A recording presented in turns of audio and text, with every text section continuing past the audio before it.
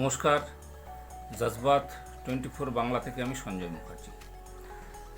দেখুন, অনেকে হয়তো ইদানিংকালে আমাকে ফোন করেছিলেন যে আপনারা শুধু সরকারের সমালোচনা করছেন, মমতা বন্দ্যোপাধ্যায়ের সমালোচনা করছেন, এটা কি একপেশে হয়ে যাচ্ছে না? তাদের একটা কথা আমরা বলি যে দেখুন, আমাদের কাজ হচ্ছে একটা নির্বাচিত সরকার যাকে মানুষ ভোট দিয়ে ক্ষমতায় এনেছে তারা ভালো করবেন, এটাই সবাই আশা করে। কিন্তু তারা যেটা ভালো করছেন, আমি বলছি না উনি কোনো খারাপ কাজ করছেন, উনি যথেষ্ট ভালো, মানে অনেক ওনার প্রকল্প আছে, সেগুলো আমি পরে আসছি। কিন্তু যেগুলো উনি ভালো করছেন সেটা আমাদের বলার প্রয়োজন পড়ে না, তার কারণ উনি ভালো করবেন এই আশা নিয়েই মানুষ ওনাকে ভোট দিয়েছেন। কিন্তু যেগুলো উনি ঠিকঠাক কাজ করতে পারছেন না সেইগুলো প্রশাসনের নজরে আনা হচ্ছে আমাদের কাজ, যার জন্যই হয় কি মানুষের হয়তো মনে হতে পারে ওনাদের সমালোচনা একটু বেশি হয়। যাই হোক, আজকের একটা অন্য টপিকসে আনবো। মমতা বন্দ্যোপাধ্যায় যে সব খারাপ তা কিন্তু আমরা বলবো না, উনি অনেক ভালো কাজও করেছেন। তার মধ্যে বিশেষ করে হচ্ছে লক্ষ্মীর ভাণ্ডার এবং বলছি এই সিভিক যারা ভলেন্টিয়ার যাদের ওনারা নিয়োগ করেছেন, যদিও এটা নিয়ে অনেক প্রশ্ন আছে, আবার সেই ঘুরে ফিরে কিন্তু সেই সাপুড়ের শিকড় বিক্রি করার মতো বিষয় হয়েছে যে ওনারা যেটাই করছেন সেটাতে শুধু স্বচ্ছতার অভাব। লক্ষ্মীর ভাণ্ডারকে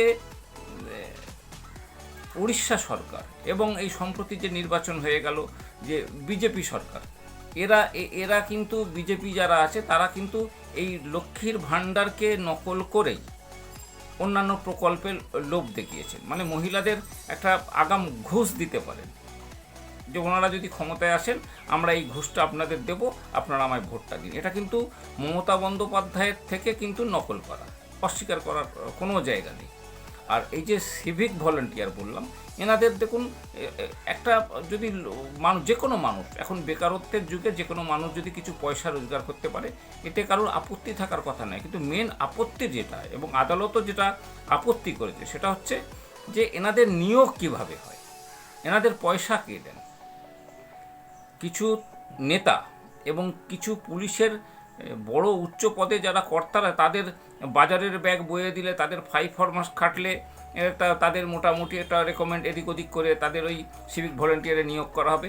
এই বিষয়টা থেকে যদি ওনারা একটু সরে আসতে পারেন, একটা ভালো স্বচ্ছ কমিটি গঠন করে শিক্ষিত লোকেদের, শিক্ষিত এই কারণেই বলবো, এখন ডোমের চাকরিতেও অনেক শিক্ষিতরা অ্যাপ্লাই করেন, তার কারণেই বলবো শিক্ষিতদের যদি ঠিকঠাক করে এখানে সিভিকে ভলেন্টিয়ার নেওয়া যায় তাহলে কিন্তু সমাজের উপকারই হবে।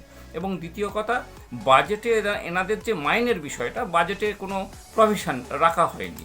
এবারের বাজেটে যদি এনাদের মাইনের বিষয়টা যদি ঠিকঠাক করে দেখা হয়, এনারা কিন্তু যথেষ্টই উপকৃত হতে পারে এবং সমাজও উপকৃত হবে। মানে সঞ্জয় রায়কে দেখে শুধু বিচার করলে হবে না, আমি এমন সিভিক ভলেন্টিয়ার দেখেছি যারা সব প্রকৃত ভদ্র।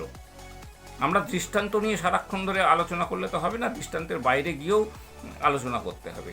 সেই দিক থেকে কিন্তু মমতা ব্যানার্জি যথেষ্ট ভালো কাজও করেন, অস্বীকার করা কোনো জায়গা নেই।